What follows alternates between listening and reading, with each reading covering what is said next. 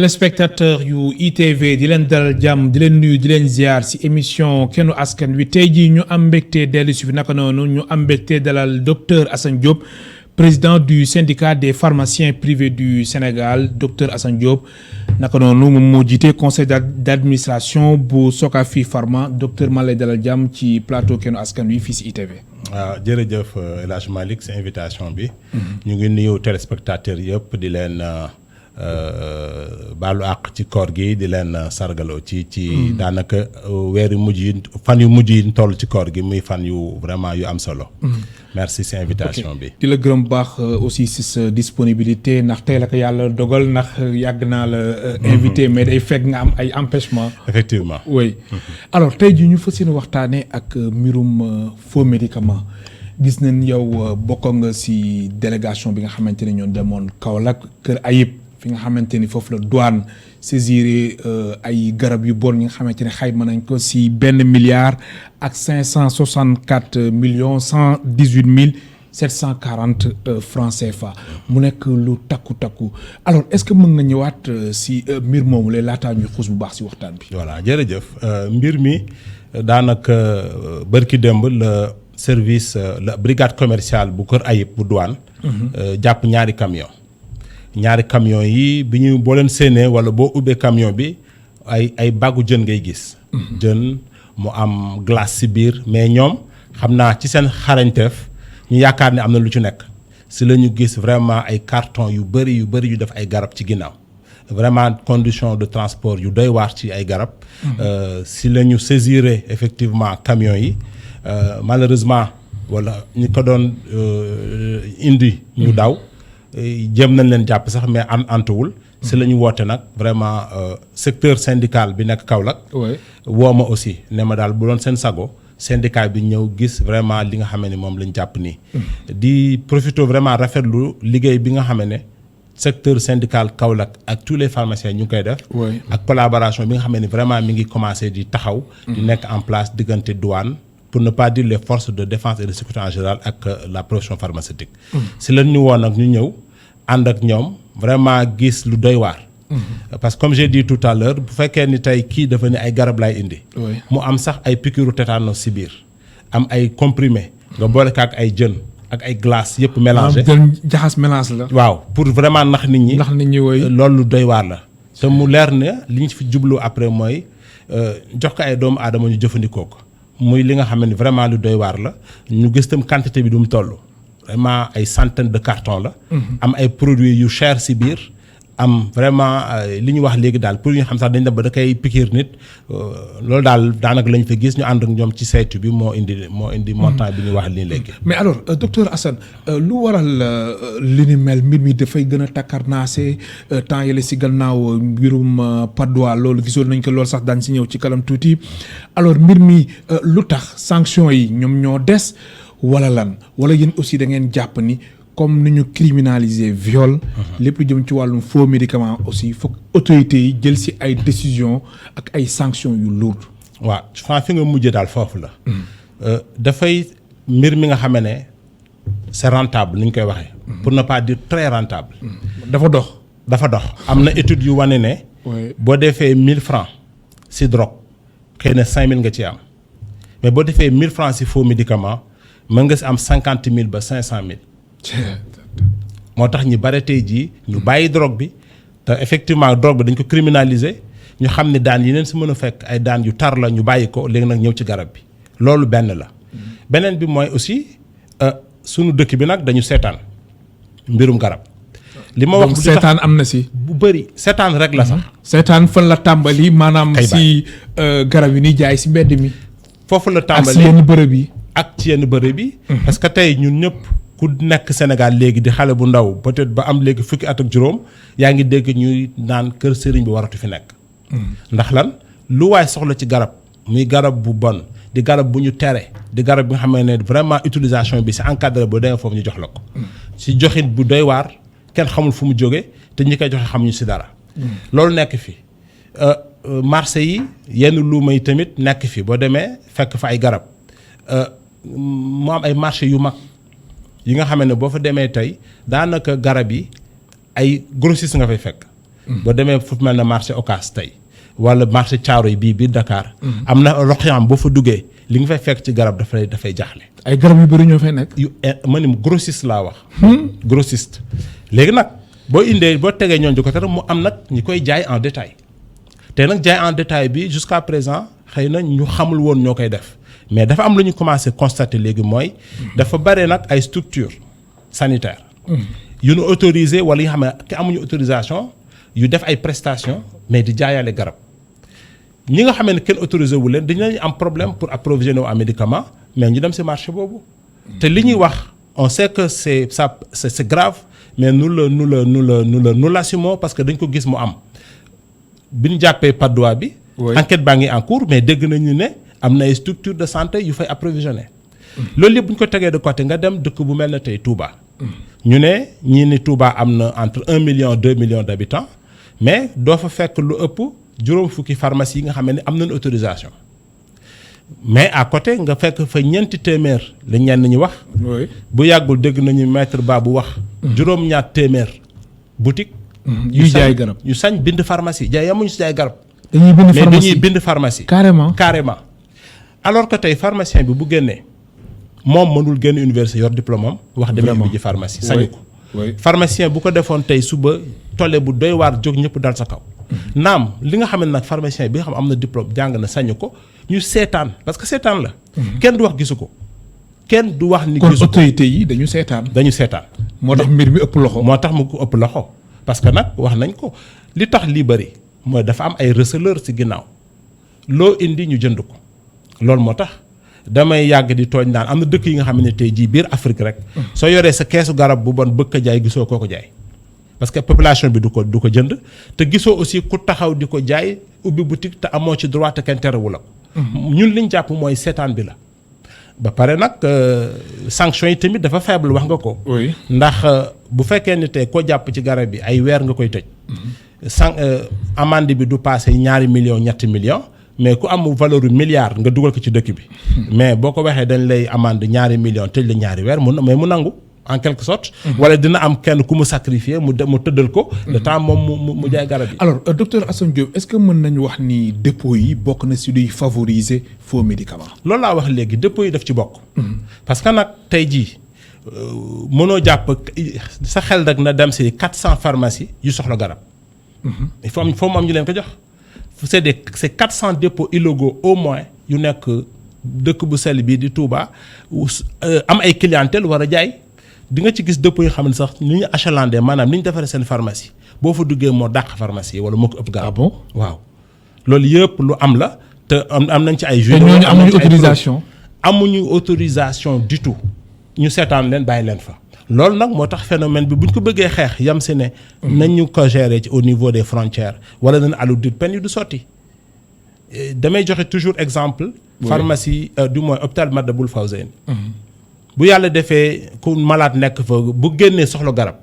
dina jàkkaarloo ak ñett wala ñeenti dépôt illégaux yi nga xam ne amuñu autorisation mais jàkkaarloo ak hôpital bi di jaay garab kooku nag soo génnee hôpital bi bul jënd ci ñoom seetal pharmacie bu baax nga jënd fa mais danga koy sonal. oui alors que l'autorité am na war na am la quand même volonté de dire yéen tëj leen.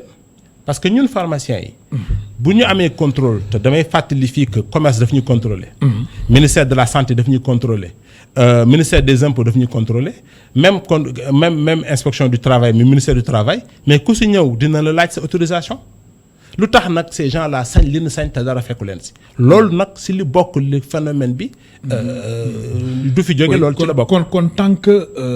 autorités yi ñu ngi seetaan mbir mi du fi gaaw a jóge. du fi jóge c'est-à-dire dañu war a jël seen courage. jël seen décision. exactement ñi nga xamante ni nekkul si yoon ñu tëj leen.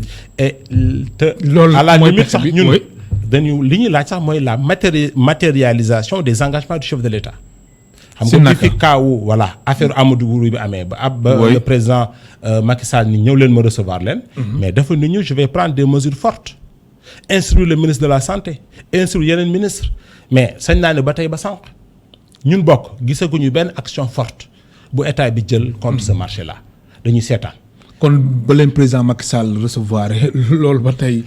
ñu ngi amul benn avancement. ñu ngi amul benn changement bu si am. amul benn changement. oui pire amoon na sax benn kii bu ñu fi tegoon commission. Comité national de lutte contre les faux médicaments mais comité bi laajteel ñaari at ak nii daanaka liggéeyuñu amatul dara mais ça veut dire que c'est comme si on se demande ndax priorité la wala tey jii état bi loolu def na ko problème on ne le pense pas. Et pourtant ça devait être le cas. Parce que les dégâts sont énormes. Oui. Économiques, sociaux et tout. Justement si dégâts yi sax laay taxaw ndax xam na ni faux médicament garab gu bon moom day am ay njeexital ci wàllu wér-gu-yaram alors est-ce que def ngeen xayma si ñi nga xamante ni garab yi dañ leen waroon faj mais contraire bi moo mujj am garab yi dañu leen mujj lor. ñu ñàkk seen bakkan. sañ naa ne xëy na ñun syndicat des pharmaciens privés defuñu xayma bi nga xam ne tey mën nañ génnee résultats yi teg. oui mais. ku lire journaux yi gis OMS li mu ciy wax yëpp. xam nga ko bu yàggul toujours ay années 2018 2019. dégg nañ fi néphrologue bi nekk Touba wax ci. mu wax ni cas yi mu am déjà si ñaari at dafa jógee presque 200 cas à 700 cas d'insuffisance rénale. mais bi mu seetee laajte ñoom daanaka ñëpp dañuy jëfandikoo garab yooyu. loolu donc xayma la. mais leneen li ci am solo mooy même bu ñu deful xayma dafa am li nga xam ne dafay leer gis nga garab. buñ koy defar ba buñ koy joxe dafa am ay exigences yu leer yu ñu ciy def. mooy tax sax nga tey nga toog ba si àgg dégg garab bi de jaayatuñ ko dañ koy topp. ba gis ne garab bi lore na wala mi ngi présenter ay effets secondaires yu garaaw ñu retirer ko mais garab bi xamoo fu mu jógee xamoo nan lañ ko transporter di ko jaayee si kaw naaj bi garab boobu mënul lu dul lore. soo ma mayee ma ñëw rek si li ñu jàpp démb. oui allez-y. gis nañ fa antibiotique. antibiotique luy njëriñam. jàpp nañ ne nit ki dafa am infection wala bu ñu bàyyee mu am infection ñu jox ko antibiotique pour microbe bi bu ñëwee mu rey ko. mais antibiotique bi nga jaayee ci mbedd bi dose bi baaxul. dafay indi ce qu'on appelle la résistance. c'est-à-dire microbe bi bu fekkee dafa war a am nit ki dafa war a jël 1 gramme suba ak ngoon mu jël 250 milligrammes microbe bi dina gis ak antibiotique bi. dina ko laal mais du ko rey. microbe nag day développer résistance day def mutation. loolu day indi dose yu gàtt yooyu nga xam ne moom la yu ndaw yooyu microbe bi di jànkonteel day tax ba am créer des résistances loolu benn exemple la. gis nañ fa démb aussi ay médicaments yi nga xam ne dañ koy utiliser comme aphrodisiaque. mais dosage bi ñu fa gis et c'est pas autorisé. On a vu des dosages de 150 milligrammes. Alors que la médecine reconnaît maanaam li médecine nangu mooy dosage 50 milligrammes ak 100 milligrammes donc 150 boobu mën na rey nit parce que garab yooyu bu ko doomu aadama bi jëlee ci xol bi lay agir ba tax na sax dañ koy tere ko am tension ak ko am yenn problème xol yi. mais boo ko jëndee si mbedd bi mënoo ci xam loolu nga jël si ñaar xol bi arrêté nit ki dee na. gis nañ fa ay piqûre tétanos luy njëriñam bu fekkee nit ki dañ yaakaar ni kii bu ñu ko bàyyee feebar ak lii ko gaañ wala lii ñu def ci moom mën na am tétanos ñu anticiper defal ko. vaccin bi. sérum bi du moins. sérum bi bu fekkee ne sérum boobu dañ koy wet si naaj bi boole kaak ay jën ba daanaka yàqu na wala kenn xamul nuñ ko defaree nga jàpp ne yaa ngi piqûre garab bu baax nit ki après bu fa jógee day def tétanos lan lay indi garab yi baaxul donc day même indi un problème de confiance dans le système. Oui. Et je termine juste par le dernier cas qui est extrêmement grave. oui fekk nañ fa lu toll si 600 kilos. de comprimés yi xam bi ñu leen testé ils sont positifs à la morphine. mooy lan drogue la léegi. drogue c'est-à-dire toxicomanie bi maintenant loolu sax da koy gën a développer avec toutes les conséquences te ñu fàttali ni morphine ku si jël dose bu bëri da ngay am détresse respiratoire mën nga fa jaare ñàkk sa bakkan pour wàll rek que ne xayma bi te waxaguñ nag sur le plan économique sur le plan des dépenses en santé. bien sûr ma fàttali suñu mbokk téléspectateurs yi ñu ngi dalal docteur Assane Diop président du syndicat des pharmaciens privés du Sénégal et président du conseil d'administration de Sokafi Pharma. alors docteur Assane Diop gis nañ douane mu ngi def liggéey gu am solo ñu ngi def ay jéego yi nga xamante ni kenn du ko werante. ñu ngi ci mois de mai. te douane jàppagum na lu bëri. te loolu suñ ko comparé ak at bi passé. dafa mel ni jamono ji mbir mi dafa jéggi dayoo. parce que comme li nga wax la buñ li ñu xayma bu surtout bu ñu yamee ci douane. daaw li douane jàpp yëpp xëy na bu ñu ko xaymaa daanaka li ñu jàpp dëmb noonu lay toll. daaw defe naa 2020 bi yëpp ils étaient à 1 milliard 600. oui mais dem jàpp nañ 1 milliard 500. ça veut dire quoi boo xoolee li ñu jàpp ci at bi ba léegi rek. te je sais qu'au mois de mars déjà fin mars ils étaient à 600 millions. de 600 millions déjà fin mars donc tey romb na 2 milliards loolu day wane ampleur du phénomène. mais encore une fois dëkk bi nga xam ne boo fi dugalee garab muy guddi bi bëccëg am nga koo ko jaay. mais loolu tamit beneen problème la. non mooy li ñuy wax rek il faut que autorités yi quand même. xam ne et là je lance vraiment un message au ministre de la santé. na xam ne il a un défi et un grand chantier devant lui. mooy cette histoire des faux médicaments. c'est pas un truc bi nga xam ne mën nañ toog di ko def ci ay réunions c'est un chantier et vraiment ñu ngi lancer message au ministre de la santé mu jël ko à bras le corps. alors su weesoo ministre de la santé autorités yi tamit mais yéen aussi pharmaciens yi ban responsabilité ngeen ci am. ndax aussi suñu seetloo ni li xewoon Patte d'Oie fan yii nii am na ci ay pharmaciens yu ñu teg loxo. tout à fait loolu tamit yéen. tout à fait mën nañu wax ni aussi am ngeen ci part de responsabilité docteur Assane Diop. waaw xam nga tey ci ban fànn. voilà boo jëlee pharmaciens yi exercer Sénégal yëpp. mën nga ni mat nañu ay 1600 1700. donc am na ñaar ñun ci jàpp mais li tax muy wane ne peut-être suñu responsabilité lu néew la mooy pharmaciens yi seen bopp ñoo ko dénoncé. C'est via le syndicat des pharmaciens privés que ces saisies-là a été faite. Oui. Malheureusement ñu am ci ay naataangoo yu ñu téye muy quand même lu ñuy naqarlu ndax bu doon suñu sago bu ñuy dégg pharmacien ñu dëkk ci leneen lu dul dugal ci ay garab te jaarul yoon muy wane ni bon responsabilité bi quand même bu ñu ko waxee mais pour man dama jàpp ne c'est très faible.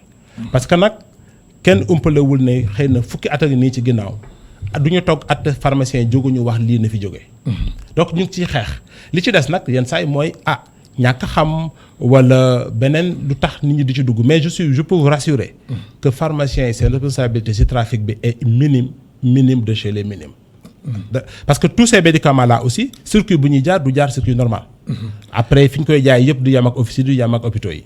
alors est-ce que tamit jotul suñu réew mu am coopération ak état yi ndax gis nañ ni comme camion bi nee na Gambie la jógee. Voilà. alors su weesoo tamit saisie bi est-ce que jotul coopération ñun ak yéen dëkk yi. ñu xool nu ñuy coopérer ba faux médicaments yi bañ fi agsi. nga El Hadj Malick sa question bi c'est très pertinent.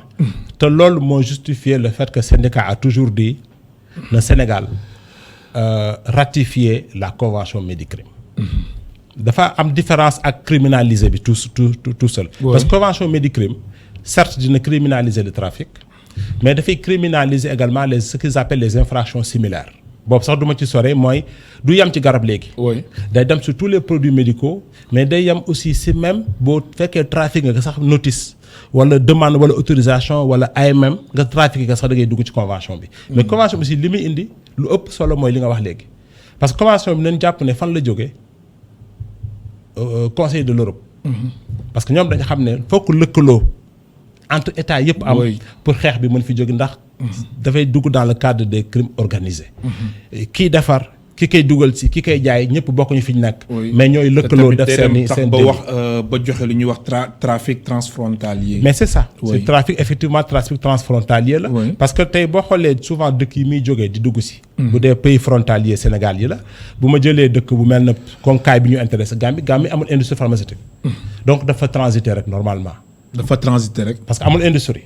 amul fu ñuy defaree garab fu ñu xam ne fii dañ fiy defaree garab biir Gambie. mooy li ngay wax donc day doon effectivement benn crime transfrontalier dëkk yu bari loolu moo tax ñun ñu demander que l'État du Sénégal accélère la ratification mais aussi dugal ko dans l'arsenal juridique du Sénégal. am na solo alors industrie pharmaceutique débat bi fan yëpp mu ngi jóg ndax nekk na li nga xamante ni am na solo surtout période bi ñu nekk muy période de Covid bi. alors industrie pharmaceutique bokk tamit si li nga xamante ni moom moo di PAP 2A. alors est-ce que faux médicaments yi du freiner bu baax. effectivement wala décollage wala envol bu industrie pharmaceutique bu Sénégal. daf koy freiner bien sûr. mais surtout day tax ba un étranger du sawar ñëw investir Sénégal. ñun Sénégalais yi. waaw parce que da koy décourager loo. boo xamee ne man xam nga industrie pharmaceutique soo xoolee multinationales yi. souvent dañuy am problème parce que dañuy nekk des sociétés cotées en bourse. c'est-à-dire bu ñu jàppee Sénégal seen benn produit contrefait. li mu leen mën a yàqal. produit bi nga xamee ne tey jii respecté na toute la présentation mais ndekk c'est un produit contrefait li mu leen mën a yàqal du leen jaral ñu ñëw fi. benn deux ñi ñëw investir en Afrique souvent ils le font plus par vraiment souci de développement qu'autre chose. parce que nag le marché industriel de l'Afrique Afrique yëpp boo ko jëlee liy circuler ci garab yëpp ci monde bi Afrique matul 2%. maanaam téeméer yoo jël ñaari sax du ñëw Afrique. ñaari matul 2%. si toute l'Afrique boo jël sur toute l'Afrique. donc juste pour dire que c'est pas un marché qui est déjà attractif soo ci tegee loolu nag su ma fi installé man sama industrie ku mel na société yu mag yi fi nekkoon jóge fi. nga am sa nom de marque boo war a aar. ñu defaral la des faux médicaments en Afrique fexe ba mu dugg feneen. c'est comme si yow da ngay def ay faux c'est-à-dire que ça crée des dégâts énormes pour ces multinationales là day tax ñoom duñu sawar ñëw Sénégal benn ñi fi nekk nag bëgg def comme ñun nii ñu jàpp ne Sénégal dafa war a commencer di moom boppam ci mbirum garab. wala boog vraiment am ci jéego yu am solo. ñuy forcer ni dañuy investir mais bu la leeree ne yow loo def am na ñuy dugal ci ay garab ci suuf garab yu bon di la concurrencer mais dafay tax sa investissement doo ci gaaw a doo ci sawar. wala doo ci am rentabilité bi nga soxla. donc en résumé. ce trafic de faux médicaments mënul en tout cas effet négatif rek la mën am sur le développement et le décollage de l'industrie pharmaceutique. alors Sénégal at bu yàlla sàkk su néewee ba néew day génnee 20 milliards ngir importer ay garab. ba pare boobu la jamono faux médicaments yi tamit ni fii saraax ci réew mi loolu. mu nekk beneen jafe-jafe. dama lay sax compléter. s'il vous plaît. 20 milliards yi muy génnee mooy li pharmacie nationale. des médicaments di jënd loolu bokkul ak secteur privé. li muy génnee bokkul ak secteur privé su néewee ba ne peut-être mën nañu wax ni 100 milliards. voilà très bien donc pour te dire que c'est pas 20 milliards. mais c'est 120 milliards. yu génn chaque année. 100. si secteur privé 20 milliards secteur public. voilà bu ñuy wax secteur privé mooy pharmacie yi nekk ci biir dëkk bi. bi ñuy wax public bi mooy centre de santé yeeg yooyu garab yi ni jaay. donc pour dire gis nga li mu amee solo. loolu nag boo ko ci tegee ba pare ñu lay concurrencer waat de manière déloyale état bi gis teg ci bëtam seetaan ko mais taxul secteur bi taxul vraiment industrie pharmaceutique et même le secteur pharmaceutique taxaw dans ce pays. on va continuer toujours à être dépendant de l'extérieur avec nag les conséquences. parce que gis nañ ko ci Covid bi. da am na ay conséquences. yu garaaw non dañuy toog ba si yàgg tey jii am na malade yi nga xam ne pour am garab bu leen faj c'est tout un problème dinañ obligé di wut ay nan lañ koy tudde ay genre substitution à leur traitement. dem nañ en attendant ñuy am garab bi. en attendant ñuy am garab bi gis nga bii Covid bi démarré. ñu ne hydroxychloroquine daf koy faj. te Sénégal ak dëkk yu bari hydroxychloroquine nañ ko mujjoon réservé ak ñi am yenn maladie chronique yi. ñooñu dem nañ ba amatuñ seen traitement parce que hydroxychloroquine bi yëpp dañ ko jël réservé ak malade Covid yi. alors que ñoom ñu ngi am seen feebar te souvent c'est des maladies extrêmement douloureuses parce que day jàpp yax yi day jàpp der bi ñooñu toog amatuñ seen garab parce que usine bi ko doon defar Sénégal concurrence bi ngay wax nii. tax na mu tëj. ak problème de marché de cadre de travail en tout cas d'environnement des affaires du moins qui n'est pas bien maîtrisé en tout cas qui n'est pas favorable à l'industrie kooku tëj mais Sénégal mënoon na profité tey ci Covid bi développer seen industrie parce que hydroxychloroquine bi dañ ko doon defaree fii au Sénégal. mais bi Covid bi day ñëw industrie boobu tëj na mais li ko tëj mooy li ñuy waxtaanee nii. donc pour dire rek que ça mënul ay effets c'est toujours des effets néfastes. vraiment à tous les niveaux. alors Médis sax justement foofu dañ fay taxaw gis nañ président de la République fan yi sax waxaat na si. mu nekk loo nga xamante ni wax na ko si su ma juumulee cahier de doléances yi ba ko centrale syndicale yi doon jox benn fan ci weeru mai. muy samedi bële. alors relance su Médis ñu ngi koy wax di ko waxaat. bii mooy une fois président de la République di ko wax. si sa gis-gis lan moo tax mbir mi am blocage ba tey docteur Assane Diop. bon xëy na du mënuma si joxe tontu bu leer. mais li muy wane rek mooy li ñu wax sànq. président wane na volontaire. lan moo des que les ministères yi nga xam ne ñoo ko war a mettre en œuvre. jël ko def ko priorité. nous on a l'impression que defuñu ko priorité. ah bon on a l'impression parce que nag bu dee. maanaam mbir mi dafa yàgg. dafa yàgg. te gis ñu ci résultat bi nga xam ne en tout cas jéego yi nga xam ne posé nañ ko ba tax Médis démarré. ñun yaakaaroon nañ ne at bi buy démarré Médis dina démarré waale dès janvier amoon nañ yaakaar na démarré parce que nag li président annoncé c'est pas la mer à boire. 3 milliards à injecter dans une industrie. mais ça en tout cas war nañ ko mën a régler dans un délai qui dépasse pas 1 an 2 ans Médis bi mu tëjee léegi ëpp na benn te mu def ñaari at. quand même pour relancer que pour quelques milliards c'est vraiment parce que on a l'impression que ñi war a jël ce dossier là en main jëluñu ko comme une priorité. alors damay ñëw si beneen fànn mooy pharmaciens yi nga xamante ni ñoom jamono ji def nañ seen étude ba pare bëgg ibbi pharmacie faux médicaments yi est-ce que tamit du nekk beneen gàllankoor si ñoom. waaw ñoom seen problème. effectivement problème bu yaatu la. problème bu yaatu la. oui faux médicaments yi mën na ci nekk parce que effectivement tey maa ngi joxe léegi exemple Touba su ñu fexe woon ba tëj 400 dépôts je pense que mën nañ fa dugal une centaine de pharmacies donc voilà une possibilité wala même une cinquantaine boo jëlee pharmacie bu nekk bu amee benn pharmacien titulaire benn pharmacien assistant mën na résorber une centaine. loolu déjà c'est des actes forts. qu'on peut kon su ma la comprendre pharmacie yooyu suñ ko tëjul pour comme ñi nga xamante ni dañ def pharmacie ibbi fi pharmacie du yomb. non seulement du yomb bëgg wax wala. gis nga li xew Touba. c'est extrêmement rare. Touba plusieurs fois pharmacien ubbi na fa. ko zone boobu Touba Daaru Musti. te li may wax dama ko xam parce que yàlla def na ne nekkoon naa grossiste. ubbi sa pharmacie tëj ndax concurrence su marché illicite bi. dépôt maanaam doo doxle. doo gis client doo gis patient doo gis koo jaay. exactement wala li ngay jaay du la permettre yow nga mën ci fay see bor dugg ci nga mujj tëj sa pharmacie dem wuti beneen dëkk. wala toog mais su weesoo Touba tamit loolu am na si yeneen gox yi. wala ak au Sénégal c'est très rare. mais daal Touba daal foofu. da ngeen nemmeeku ni vraiment mbir mi daf leen sonal foofu. gis nga je ne sais pas temps bi bu ñu ko mayee je donne juste l'exemple. bi ñuy ubbi ndeysaan hôpital Matlaboul Fawzeyni. pharmacien bi may wax ren jii rek la daaw la góorgóorlu ba amaat pharmacie Dakar te li may wax 2002 la woon non 2003 2004 yàlla def mu am autorisation war a ubbi. jour bi mu waree ubbi c'était un lundi. samedi bi ko jiitu ñaari dépôts illégaux ñëw ubbi ci wetam. ñaar laa wax de waxuma benn ñaar. ñëw seq ko lundi la war a ubbi. oui samedi bi ko jiitu. maanaam ñaari fan ci ginnaaw. maanaam comme lundi bii tey.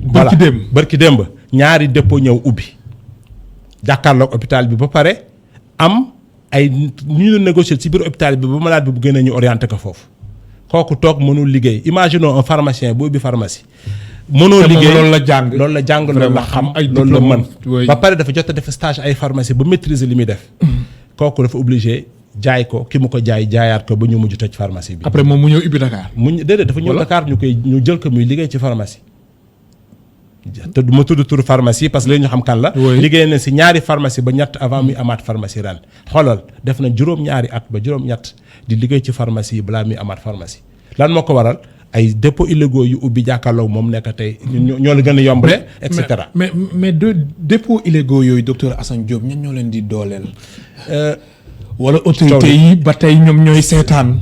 non autorités yaa ngi seetaan mais ñun xam nañu am na lobby bu garaaw bu nekk ci ginnaaw. lobby bu garaaw. pourquoi. jëm ci wàllum pharmacie yi. jëm ci wàllum jaay garab. lañ ko mën a tuddee. ñun syndicat ba may xam syndicat ba léegi ñu ngi jéem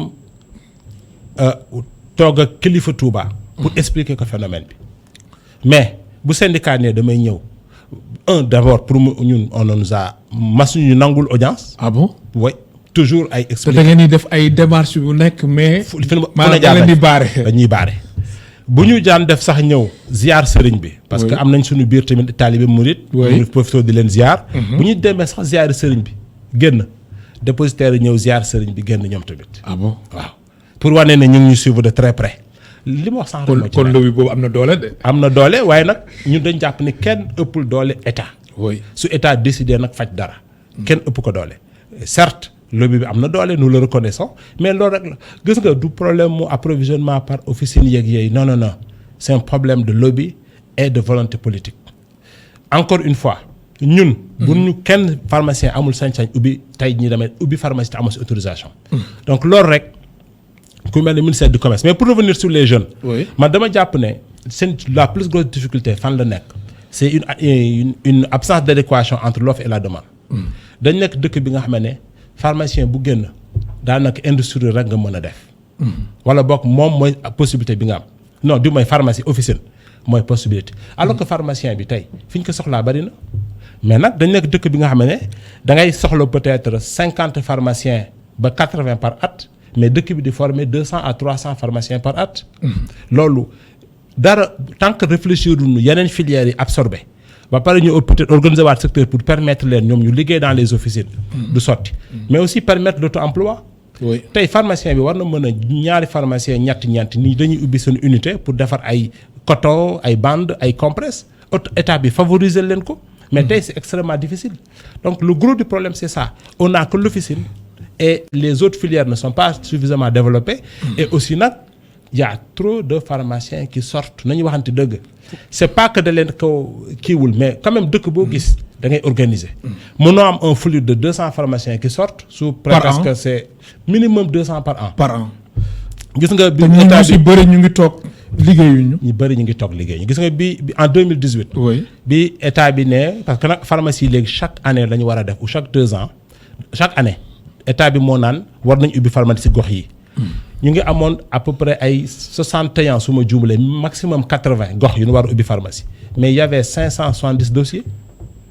570 pharmaciens yi wut place. Donc loolu dafa dépasser le cadre du pharmacien. C'est maintenant au niveau de l'État que ça doit être pris en charge. Mais en développant les autres filières, en faisant ce qu'ils appellent ailleurs, moi, nous regardons est-ce qu'on doit continuer à former alors que en face, on ne peut plus. Mais est-ce que tamit problème bi industrie pharmaceutique mënu ko régler. Industrie pharmaceutique daf koy régler. maanaam ñu yaatal mbir mi. Mais c'est ça. oui gis nga industrie rek bu dox.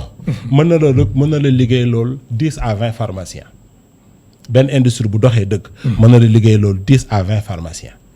nga développer yeneen filières yi mais encore une fois pharmacien bi bu dee officine rek la am Sénégal ñeenti grossistes fi nekk li ñuy jël yëpp vraiment saturé nañu industrie presque amatu fi les pharmaciens yi gën dañuy am problème. oui donc c'est ça. ak pharmacie clinique am na lu ñu yàgg di wax aussi mooy normalement fu garab ne pharmacien moo fara nekk di ko gérer. Sénégal bu ñu recruté woon dans chaque centre de santé rek et dans chaque hôpital un pharmacien. pour la pharmacie pour le laboratoire ak yooyu mais dinañu absorber peut-être une centaine. alors beneen constat bi nga xamante ni seetlu nañ ko ci wàllum pharmacie laataa sax mooy ñëw ci pharmacie bi nga xamante ne mooy pharmacie nation loolu naa si ñëw ci kanam tuuti laataa émission bi di jeex ndax laaj boobu fàttewu ma ko alors. Assane Diop. dañ seetlu ni fii Dakar gis nañ am na si ay médecins yi nga xamante ni dañuy orienter seen ay patients si ay pharmacie am na si aussi yenn hôpitaux yoo nga xamante ni ñoo pharmacie ñoom ñoo jàkkaarloo alors loolu ay lobby la moo tax wala ay lijjanti yu takkarnaase moo tax mbir mi demee noonu wala gis nañ fi ay ñoo xamante ni vraiment mën nañu wax ni ñoo pharmacie yi ñoom ñoo sës. wala tamit loolu. aussi mën nañu wax ni lu baax la tamit. bon jël hôpital gis pharmacie. waaw ñaari problématique nga posé. oui boobu bu njëkk bi moom honnêtement man awma connaissance su médecin bi orienté malaatam ci pharmacie. lenn nag mën na nekk mais loolu am na. waaw d'accord c'est un constat qui est là loo xamante ni peut-être yow peut-être mënoo ko wax ni mais loolu am na si ay médecins nga xamante ni. dañuy orienter seen ay patients. bu ñu ko defee wala ñun la lii demal jëndi ko. xam nga lenn mën na nekk. am na mën naa am sama pharmacie garab bi nga xam ne. C'est pas amul AMM au Sénégal maanaam. du vente courante au Sénégal médecin bi xam ne c'est disponible dans ma pharmacie pour malade bi bañ a wër ba sonn mu wax ko. ok mais loolu en tout cas c'est des exceptions mais bu amee je dis ici que pharmacien bu ko def yaa ngi violer le code de la déontologie. code déontologie pharmacie daf ko tere. da ko tere kon loolu jaaduwul. pur et dur daf ko tere. amuñu droit di lëkkaloog ay médecins. pour ñu fi envoyer ces du malade pour vraiment des intérêts X, Y ou Z. C'est interdit par le code de déontologie de la pharmacie. Oui. Boobu c'est clair. Très bien. Maintenant beneen bi mooy pharmacie jàkkaarloog hôpitaux yi. Defe naa ba ay année ba fin 90 yi dañ ko doon bañ. Parce que dañu bëggoon aussi que ñu vraiment chance yi yam pour toutes les officines. Parce que ñun ñëpp xam nañ ni tamit ordonnance daanaka mooy li gën a doxal pharmacie yi. ñu ni woon pour concurrence bi mais nag. dafa amoon peut-être un vide juridique amul woon texte bu ko tere. ki ko jëkk pharmacie bi ko jëkk def moo du ma ko tudd fii ci télé bi mais. syndicat bi en son temps dafa porter woon l'affaire au niveau du conseil d'État ou de la cour suprême xamatuma. mais les juges ont décidé que nit jalgatiwul benn texte. léegi nag mu bari baax na pour malade bi dëgg la dina ko muy gën a gaaw ci moom et tout mais am na dëkk yi nga xam ne quand même bi ñu ko commencé def dafa rey yeneen pharmacie yi. dafa rey yeneen pharmacie yi. waaw loolu quand même dañ koy reconnaître. maanaam pharmacie yooyu day dox. waaw dañuy jaay te yeneen pharmacie yi. voilà dañuy dox. il faut que ñu xaar ba guddi wala ba week-end bi ordonnance soogay di agsi si ñoom te on croit que tamit aussi rôle pharmacie dans un état ou dans un pays est tel que war nañu permettre à chaque pharmacie d'être suffisamment viable en termes d'activité pour que quand même pharmacie yëpp mën a égale di dund. parce que nag kooku di nekk buntu hôpital bi mën naa mu tëj parce que newul garde wala dara. ñeneen ñi war nañu mën a am ak la possibilité quand même d'offrir le même niveau de service. mais quand même lenn mën nañ ko nangu docteur Assane Diop mooy fekkee ni garab gi amul ci biir hôpital bi te malade bi nekk lu mu soxla garab gi mu nekk lu urgent la nga xamante ni. pharmacie bi su nekkee ci wetu hôpital bi loolu tamit. mën na jox ni sant yàlla la. si loolu laa wax ma ne am na njëriñ pour malade bi. c'est très important effectivement malade bi am na njëriñ ci moom mais xam nga aussi. côté pharmacie dañu koy jël comme volet santé publique. C'est-à-dire qu'on doit pouvoir quand même faire en sorte que benn pharmacie ou ñaar waruñu mën a am yenn avantages sur des autres. war nañu nekk vraiment li ñuy wax équité égalité non mais équité war na mën a am ci toutes les pharmacies c'était ça l'objectif. Mais aujourd'hui ça ne pose pas de problème particulier en tout cas à Dakar mais dans les régions on a vu des régions yi nga xam ne l'installation d'une pharmacie maanaam. bi ñu amee benn phase bu jàkkaarloo hôpital bi déstructurer na quand même l'organisation de la profession au niveau de ces régions là ou de ces villes. Et conséquences yi quand même xaw na doy waar. On a quand même vu des pharmacies fermées parce que am na ko ubbi quand même devant l'hôpital et qui prend tout. Alors si seen wàllum li nga xamante ni moom mooy distanciation yi loolu aussi yéen prévoir ngeen ko.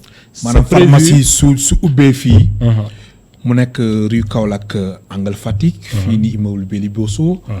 pharmacie bi war na am distance. bon bu ma jëlee exemple bi nga jël. oui distance 300 mètres moo war a am bu dee am na foofu benn ak beneen bi war a installé waat. c'est un rayon de 300 mètres.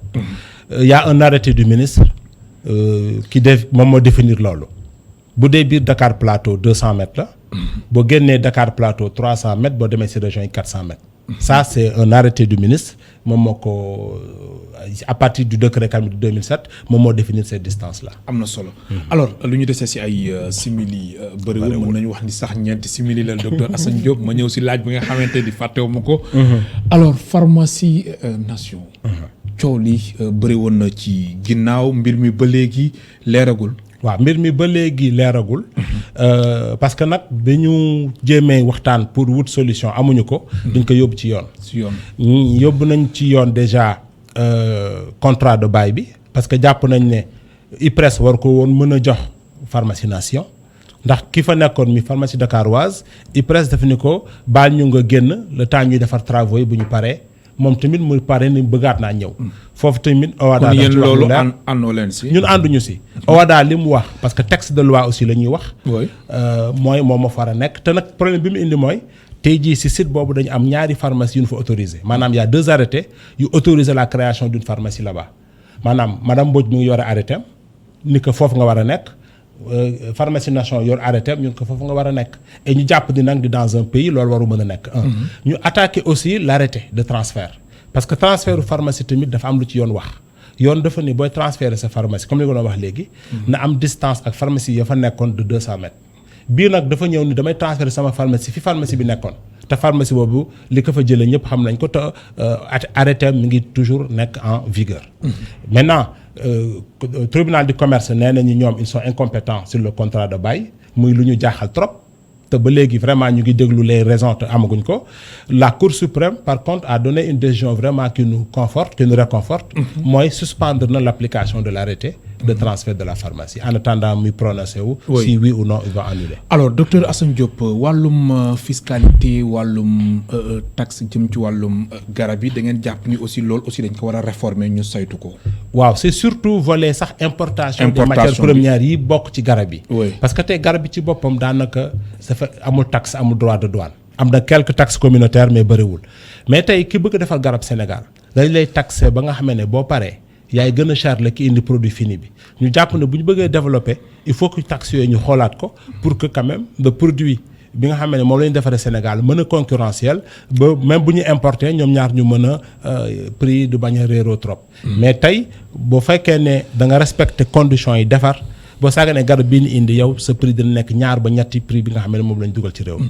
alors docteur Assane Diop laaj bi sax mënoon naa ko njëkkee sax ci émission bi mais dama préféré mu jël ko alors faux médicament mooy lan. très bien si langage yu OMS déjà organisation mondiale de la santé. laa may wax boo wax ñun pharmaciens yi. faux médicament mooy médicament bi nga xamee ne dugg na ci benn réew te jaarul circuit bi nga xam ne fa la war a jaar pour dugg fa. wala amul autorisation de mise sur le marché bi ñu ko fay dugal. mais tekkiwul ni du garab bu bon wala lan. waaw pour mu leer si bopp ñi ñuy seet. voilà xam nga merci beaucoup parce que pour mu leer si bopp ñi ñuy seetaan de wax naa la sànq ne la garab dinañ ko saytu ba buñ ko jaayee nit ki sax di ko laaj li ñuy tuddee pharmacovigilance. kii defar garab tey exigence yi ñu koy tegal moo tax garab bu fekkee xamuñu fu mu jógee xamuñu lu def ba dugg rek wóoratuñu que ne bi ñu ko doon defar respecté nañu toutes les conditions comme wóoruñu il est préférable ñu bañ ko jox kenn. maintenant nag cette histoire de dire que dañ ko war a saytu ba pare bu dee am na consultant ñu ni c'est un vrai mais un vrai faux mënul nekk parce que li ñu jiital mooy la santé de la population bu ñu leeree ni garab bi xamuñu ci moom lu bëri xamuñu fu ñu ko defaree xamuñu nan lañ ko defaree xamuñu ndax mën na lore on préfère teg ko de côté parce que kii defar garab kat exigence yi ñu ko teg teguñu ko presque beneen autre type de société. kii defar garab exigence yi la OMS teg yi la yoon teg mooy tax. tey jii garab bi à la limite moo tax muy cher parce que li gën a cher dans l'industrie pharmaceutique c'est la qualité. oui l'assurance qualité moo gën a cher ci industrie pharmaceutique parce que garab bi bu génnee warul lor kenn te tey dafa romb sax industrie même distributeurs yi maintenant dafa am ay exigences yu leen teg yu am doole te ci pharmacie la jëm de plus en plus pharmacie dootul mel n'importe comment dina am exigence xam dinañ ko teg mais lépp pour aar doomu aadama bi donc en résumé garab bi xam ne daal dugg na ci réew te ba mu fay dugg amul autorisation jaarul fi mu war a jaar rek c'est un faux. alors en 30 secondes réalisateur bi sax maas bu may xamal ni simili yi jeex na mais alors ma jeexalee foofu lekk docteur Assane Diop ndax maas mu may xamal ni daanaka simili jeex na alors faux médicament wàllum xayma ci wàllum comme yéen a ngi koy bàyyi xel bu baax est-ce que jotul aussi ngeen def ay études ak les autorités concernées xool la waaw nu muy nasaxalee suñ ko loolu demandé nañ ko depuis lors que effectivement war nañ ko mën a xayma mais ñun ci bu ñu xoolee à peu près ci nombre de dépôts yi am jàpp nañ ni Sénégal mën nañ ko xayma ci fukki milliards ak juróom-ñett jàpp ñaar fukki milliards sans risque de se tromper.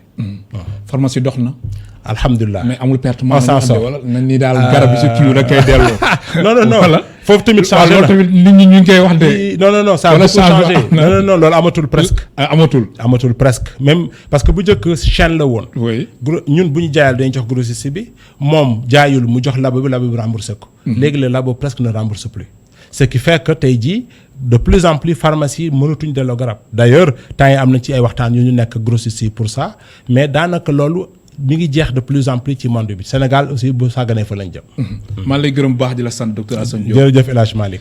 mu nekkoon docteur Assane Diop président du syndicat des pharmaciens privés du Sénégal et président du conseil d'administration de Sokafi Pharma moo nekkoon tey suñu gan si émission kennu askan wi di gërëm bu baax mbokk téléspectateurs yu ñu doon seetaan amul seen fay Mans Moup moo nekkoon si réalisation bi. Iba Mar Sène si son bi Pape Mafal Fall si caméra bi ba suba incha allah ñeenti waxtu.